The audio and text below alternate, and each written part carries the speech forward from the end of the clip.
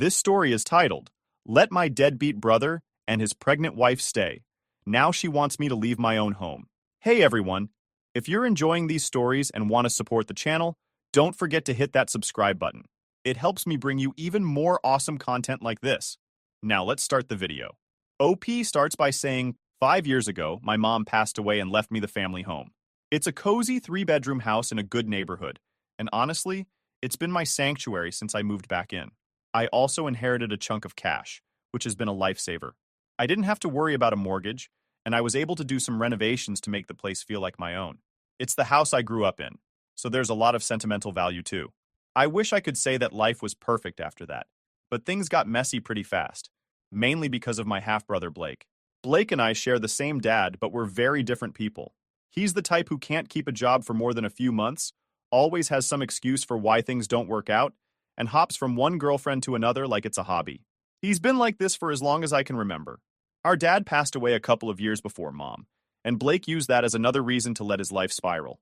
He'd call me up every now and then with some new sob story about how life was unfair, and I'd always try to be supportive because, well, he's family. Things took a turn about 1.5 years ago. Blake got evicted from his apartment because he wasn't paying rent. He called me in a panic, saying he had nowhere to go and needed help. At first, I was hesitant. I knew how Blake operated. He'd take advantage of my kindness if I let him.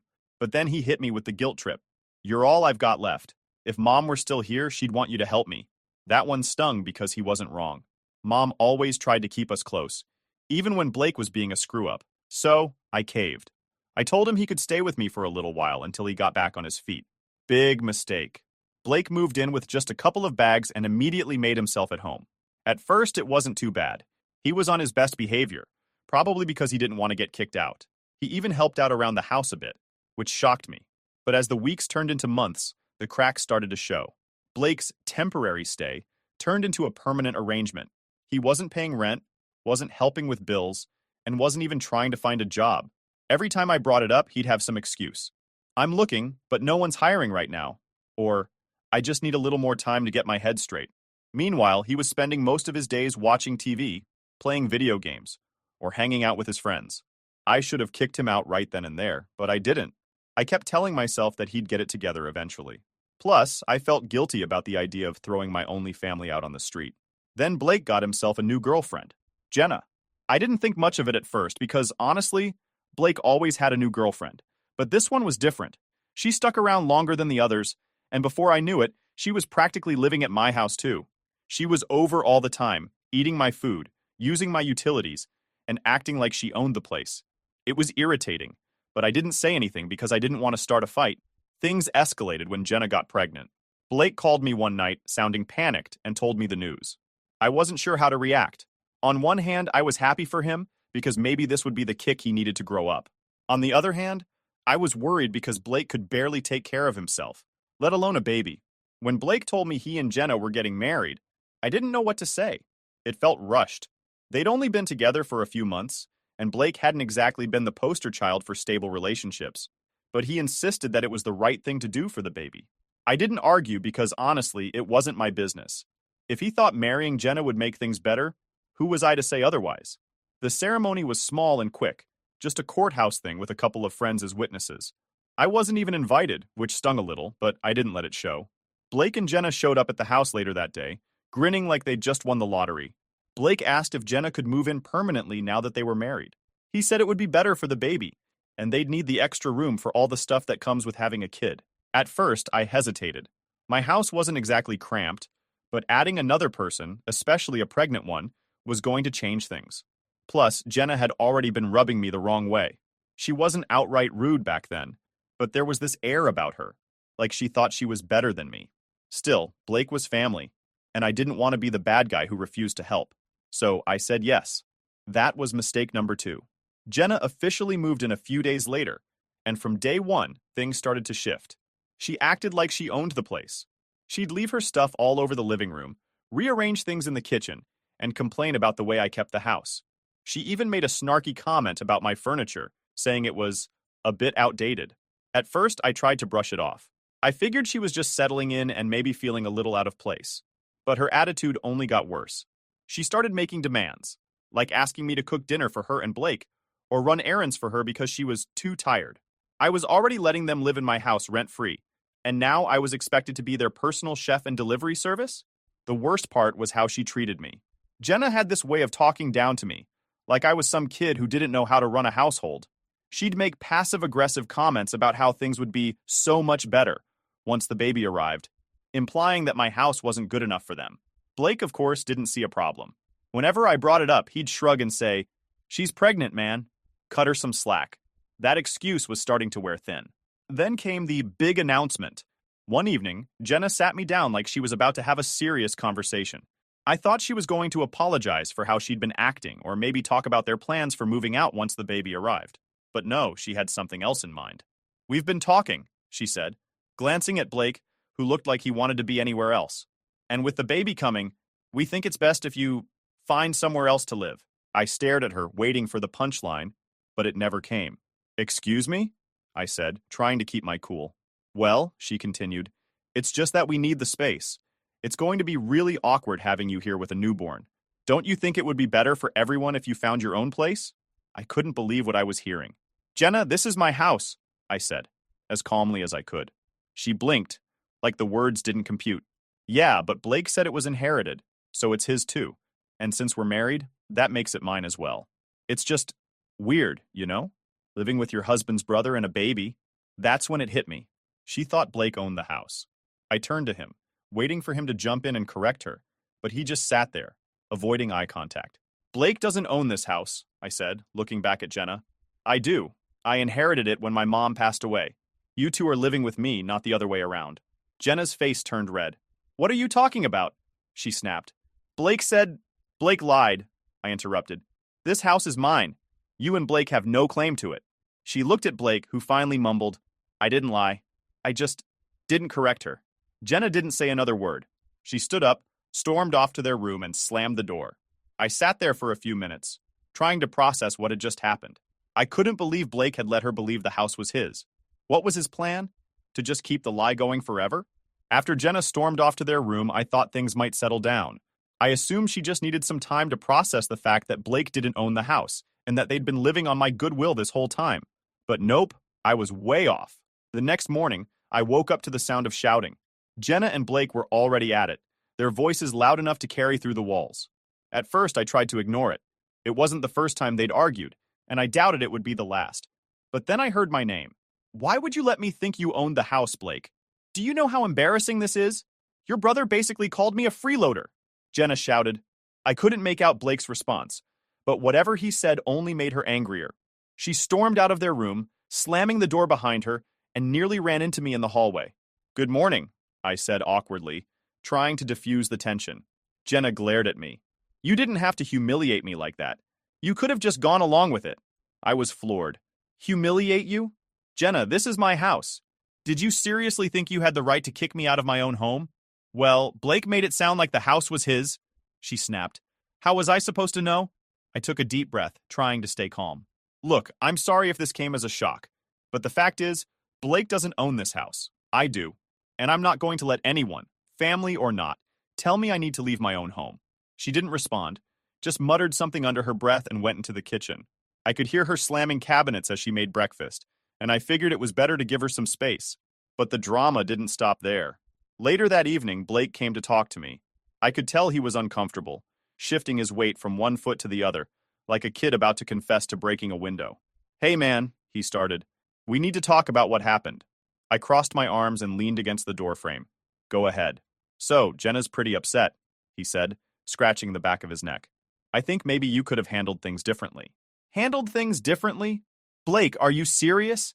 She tried to kick me out of my own house." "Yeah, but you didn't have to tell her like that," he argued. "You could have just let her think—" "Let her think what? That you own this place? That she has some kind of claim to it? No, Blake. I'm not going to lie to protect your ego. This is my house, and you both need to respect that." Blake looked annoyed but didn't say anything else. Instead, he just walked away, muttering something about how I was making things harder than they needed to be. That night, Jenna packed a bag and left to stay with her mom. She didn't say goodbye, didn't explain, just walked out the door. Blake didn't go after her, but I could tell he was pissed. He spent the rest of the evening sulking in the living room, flipping through channels on the TV without actually watching anything. The next day, things got even worse. Blake was clearly still stewing about the whole situation, and he wasn't shy about letting me know it. "This is all your fault, you know," he said as I walked into the kitchen for breakfast. I raised an eyebrow. "My fault? How is this my fault, Blake? If you'd just gone along with it, none of this would have happened. Jenna wouldn't have left, and things would have been fine." I couldn't believe what I was hearing. "Blake, you let your wife think you owned this house, you lied to her, and now you're mad at me for telling her the truth? That's on you, not me." Blake rolled his eyes. "You're so selfish, man. You don't care about anyone but yourself." That was the last straw for me. Selfish? I've let you live here rent-free for over a year, Blake. I've covered your bills, put up with your crap, and now you're calling me selfish? You're unbelievable. He didn't have a response to that, just grabbed his coffee and went back to sulking. I thought maybe the fight with Jenna would be the wake-up call Blake needed, but instead, he doubled down. A couple of days later, he came to me with a new argument. "I've been living here for over a year," he said, crossing his arms like he was about to lay down the law. "That gives me some rights, you know." I stared at him, trying to process what he was saying. "Rights? Blake, what are you talking about? Legally, you can't just kick me out," he said smugly. "I've been here long enough that I'm considered a tenant, even if I'm not paying rent. You can't make me leave." I couldn't believe the audacity. "So, let me get this straight.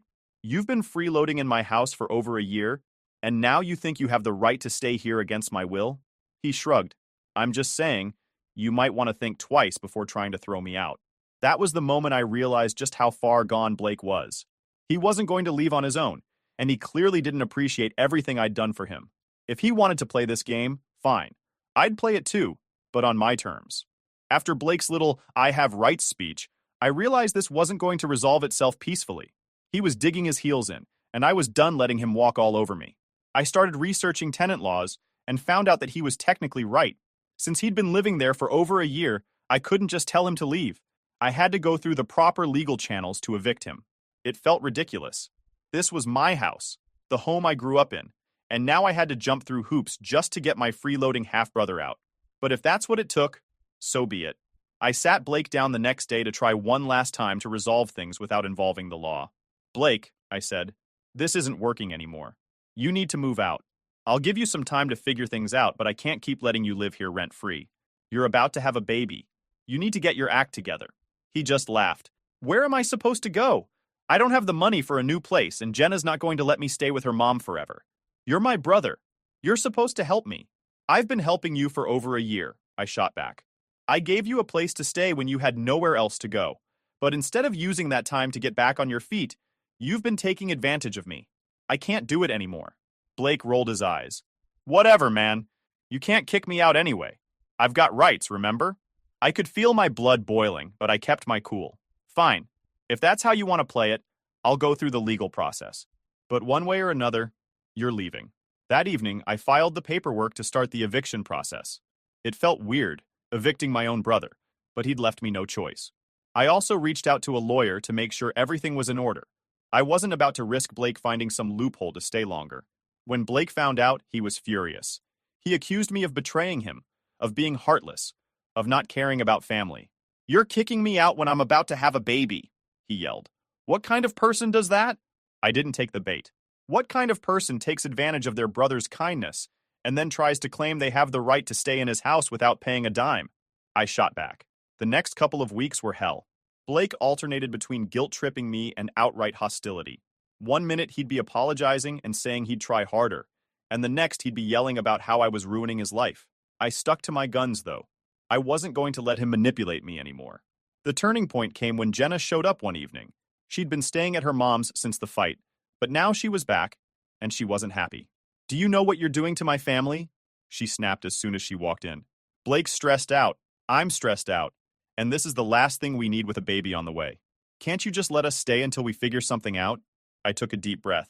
"Jenna, I understand this is a tough situation, but I've been more than patient. I've given you both plenty of time to get your lives together, and instead of doing that, you've both been taking advantage of me. I can't keep supporting you at my own expense." "Taking advantage of you?" she scoffed. "We're family.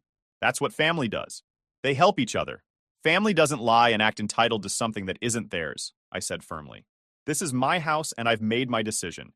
You have 2 weeks to figure things out." Jenna didn't have a response to that. She just shook her head grabbed some of her stuff, and left again. Blake, of course, was furious when he found out about the 2-week notice. "You're really doing this?" he yelled. "You're really throwing me and my pregnant wife out on the street?"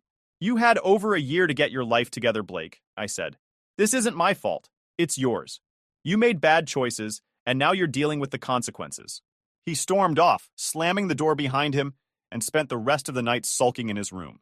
Over the next few days, Blake tried everything to get me to change my mind. He called up relatives to guilt-trip me, saying I was abandoning him in his time of need. He even had a couple of friends reach out to me, telling me I was being unfair. But I stood firm. I'd been more than fair to Blake, and it was time for him to grow up. After weeks of back and forth, guilt trips, and arguments, I finally reached the end of my patience. Blake had made it clear that he wasn't planning on leaving willingly, and I wasn't about to let him bully me into backing down. So, I did what I had to do.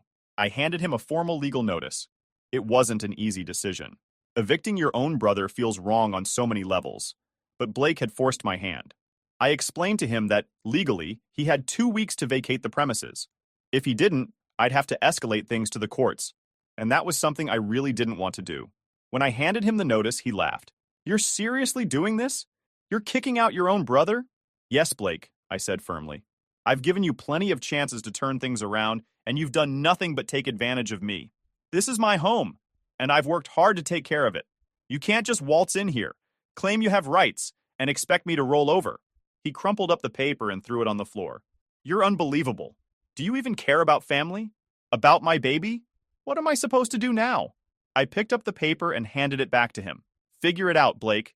You're about to be a father. It's time to start acting like one." The next 2 weeks were tense. Blake spent most of his time sulking in his room or complaining loudly to anyone who would listen. He even tried to bring Jenna back into the house, but I shut that down immediately. "She's not moving back in, Blake. You both need to focus on finding a place of your own." Of course, he tried every trick in the book to delay the inevitable. He called relatives to badmouth me, saying I was throwing him and his pregnant wife out onto the streets. A few of them reached out, trying to guilt-trip me into letting him stay. "He's your brother," one of my aunts said. "You can't just abandon him like this." I calmly explained the situation. How Blake had been living rent-free for over a year. How he'd lied to Jenna about owning the house. And how he'd refused to take responsibility for his life. "I've done more than enough for him," I told her. "At some point, you have to draw the line." The funny thing was, most of the family didn't even offer to take him in. They were quick to criticize me, but not so quick to step up and help. Typical. As the deadline approached, Blake got more desperate. He started making promises he couldn't keep.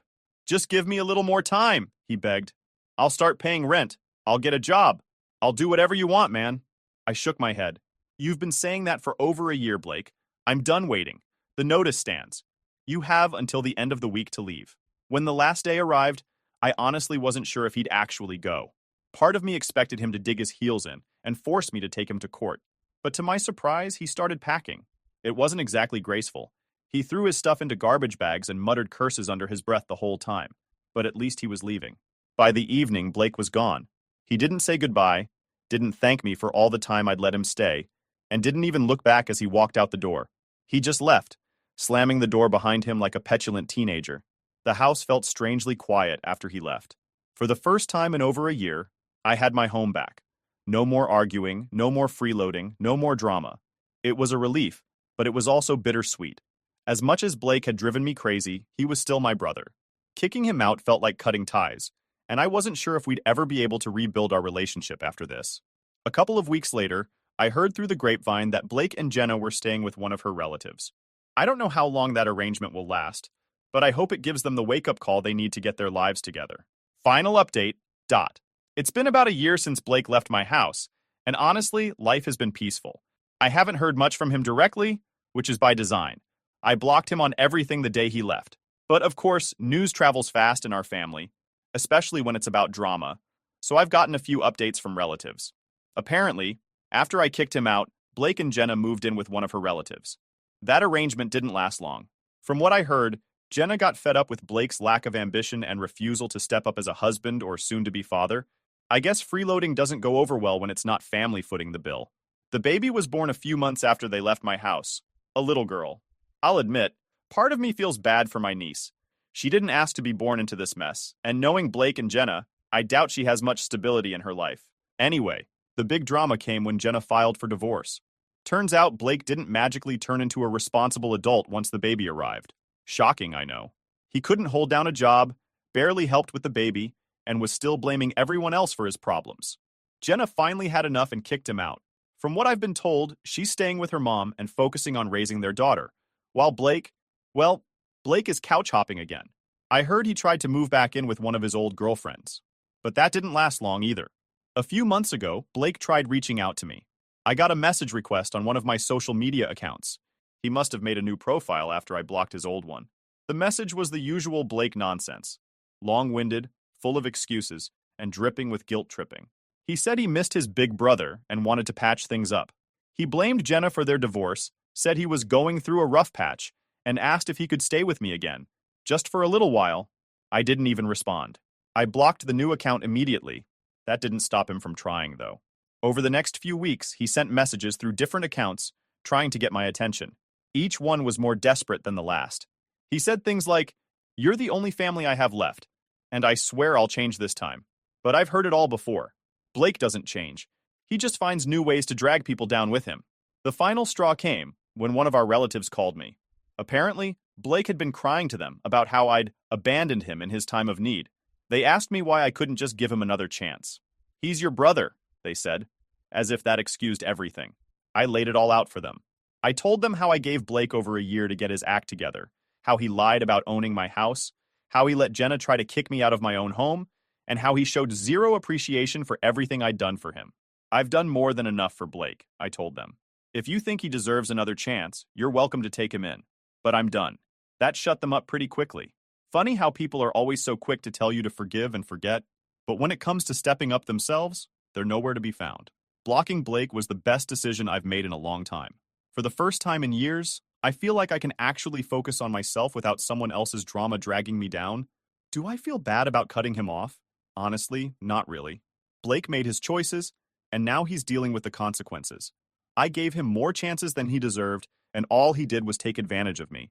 At some point, you have to stop letting people use you, even if they're family. As for Jenna, I don't have much sympathy for her either. She wasn't exactly a saint while she was living in my house, and she made her fair share of entitled demands. But at least she had the sense to leave Blake when it became clear he wasn't going to change. I hope for my niece's sake that Jenna gets her life together and gives that little girl the stability she deserves. So that's the update. Blake is still Blake, jobless, directionless, and blaming everyone else for his problems. He's tried reaching out multiple times, but I've blocked him every single time. I'm done being his safety net. If he ever truly turns his life around, maybe I'll reconsider. But until then, I'm keeping my distance. Life is too short to waste on people who don't value you or your efforts. For now, I'm just going to enjoy my quiet, drama-free home and focus on myself. After everything I've been through, I think I've earned it.